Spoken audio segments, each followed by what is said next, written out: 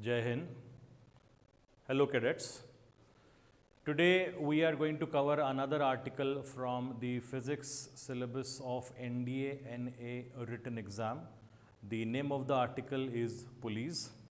Okay. Now, a pulley is used wherever we want to lift or displace a load by applying a certain force, but depending on the direction of motion of the load, so in whatever direction we want to move the load, we can arrange or rearrange one or more than one pulleys. Okay. So first, fundamental aspects of a pulley, the part which involves design of a pulley and all that.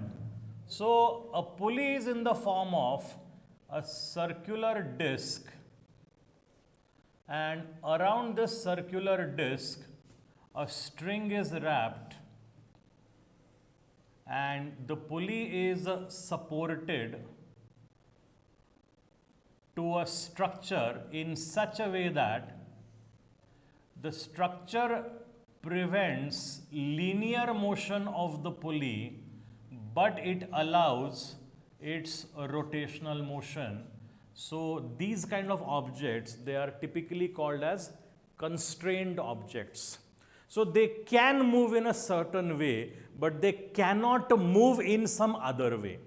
So they can perform only certain types of motion, but they are not free to perform some other type of motion. These objects are called constrained objects. So we can say that the pulley is constrained to perform only rotational motion about its axis. Now, typically a single pulley is used to lift load.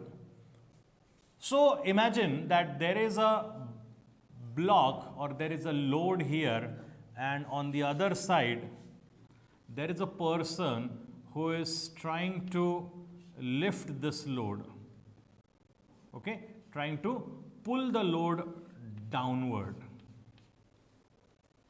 So for this very simple setup, we use a pulley. Now what is the advantage of using this arrangement for lifting the load? First, if you try to lift the load manually, just like that, so I'm holding the box and I'm moving it upward, what will happen in that case is I have to use, or I can use, only that force which is generated by my muscles, right? Now, if you use a pulley for this application, you can use your own weight also to lift this load. So your weight is actually helping you to lift the load on the other side. As a result of that, you need to apply lesser magnitude of muscular force. So muscular force required is reduced because you are using most part of your weight to lift that object. Another interesting aspect of pulley is that imagine there is one point on this side of the pulley and another point on this side, opposite sides. Okay. Now, as the load is lifted, this point moves upward and this point moves downwards. What it means?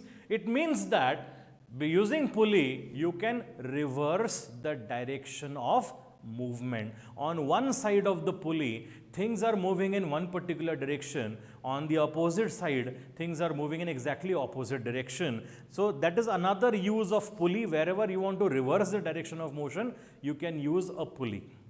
Okay. Not only that, if you want to change the direction in a particular way, you can make an arrangement of pulleys. Like imagine you want to, same situation, but there is a difference now. You want to move this block horizontally like this. So what you can do is, you can have another pulley here, one more pulley.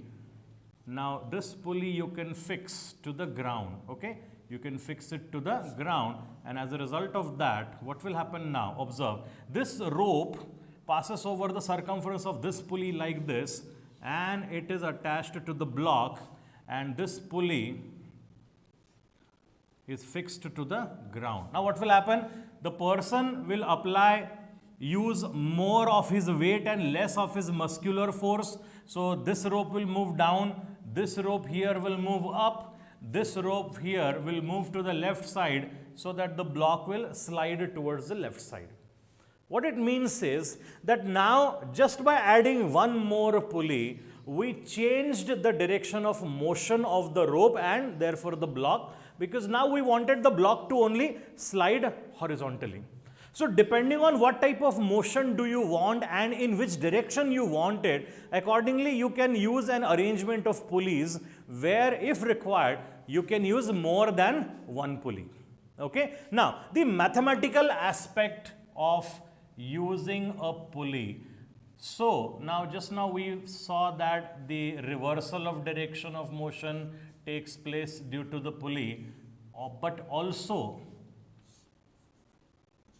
imagine a simple system consisting of two masses on the two sides of this pulley. Now in this case, if you release this system from rest, let us suppose M1 moves upward and M2 moves downward.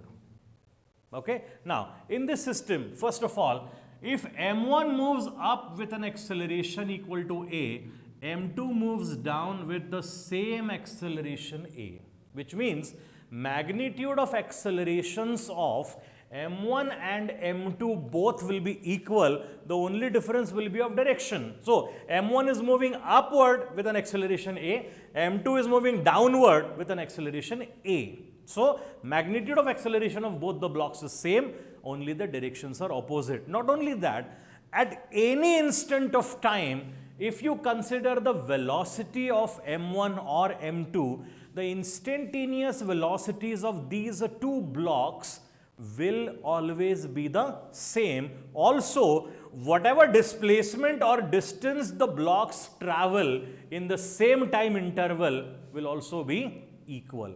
So, a pulley offers movement of load, displacement of load, or accelerating a load, or simply lifting a load, or holding it in an equilibrium position. So, you can either hold it just to use it to hold the block in equilibrium, or you can use it to accelerate the block. You can use it for horizontal movement, for vertical movement, for movement along the inclined plane also. Okay. Now, apart from this, there is just one specialized use of pulleys. So, imagine our previous example. So, this person is trying to lift a load and say it's a weight of 100 Newton. Suppose this man wants to keep this block in equilibrium, like suspended, hanging just like this. He will have to apply an exact force of 100 Newton. Okay. Now imagine there is another man who is not capable of applying a force of 100 Newton. Say he can apply a force of 50 or 60 Newton maximum. Even that man can support the load of 100 Newton like this, or can lift a load of 100 Newton like this. You have to now use a little bit specialized arrangement of pulleys. Okay. Now so far, whatever example of pulleys we saw, one part was common, that is the pulley was supported to a structure, fixed to a structure, and the pulley was allowed to perform only and only rotational motion. It cannot, or it was not able to perform linear motion, that is it was constrained. Now if you consider another situation where there are multiple pulleys, maybe one is constrained but other is not, in that case we may achieve what is called as force multiplication. Okay, imagine this is the edge of a surface where here we have fixed one pulley, then here a person is standing while he holds this rope, and this rope passes here, and there is another pulley. Now this pulley is special, so pay attention to this pulley. This pulley is provided with a block in this way, and this rope finally passes here and it is fixed to the ceiling. Now pulley number 1 and pulley number 2. Okay, first important thing, Pulley number 1 is constrained to perform only rotational motion. It cannot perform linear motion, but pulley number 2 can perform both linear as well as rotational motion. Now, why linear motion is possible in case of pulley number 2? For a very simple reason, that pulley number 1 is fixed to this surface, while pulley number 2 is not fixed to any surface at all, and as a result of that, what happens as a final result or end result of this arrangement? Okay, imagine that this block weighs 100 Newton. Now, if this man starts to pull it towards the left side, this rope will move up, then this pulley will rotate clockwise and this load will get lifted. So this pulley is rotating clockwise and the pulley is also going upwards simultaneously. Okay?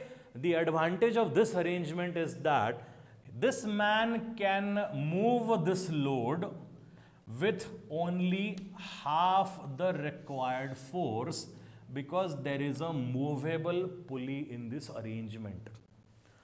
Because now this pulley can perform linear and rotational motion both. That is why the force that should be applied at this end is half of the load, half of the weight of the block. So one movable pulley reduces the force by half, so two movable pulleys will reduce it by 1/4.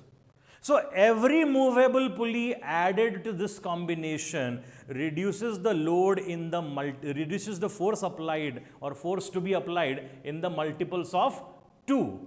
Okay? Now, this is how people have moved gigantic rocks whenever they built pyramids or whenever they built the ancient temples in India. They had to move large sized rocks from one place to another. They had to lift it to put it at the proper place in the structure of the temple. So that lifting was done using multiple movable pulleys. Okay? This is all about the pulleys. Thank you.